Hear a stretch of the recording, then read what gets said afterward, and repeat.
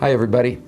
I'm sure glad to be back with you after a few weeks off and have the opportunity to interact with you again as you experience this core value of our church, that of connecting. I'm just so excited week in and week out that people are doing life together because God never intended any of us to experience and walk through this Christian life alone.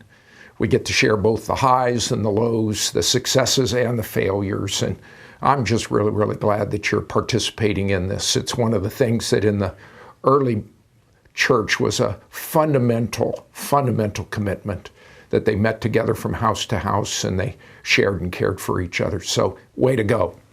This last weekend, we spoke about a very sensitive but appropriate topic, that of the blessedness of sexual intimacy and marriage out of the Song of Solomon. And I don't have any intention of you sharing blatantly explicit details in your small group. You have questions to talk about.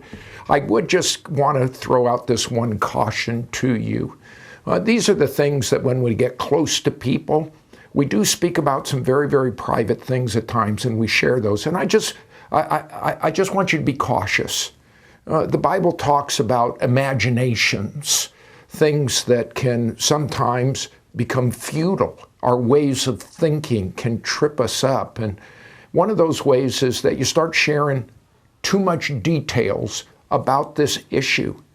And so while I encourage you to share openly and honestly and transparently, it's probably not the most appropriate place to air out some significant sexual struggles with your group, but that's probably better with a very close friend or a couple, or with a pastoral counselor.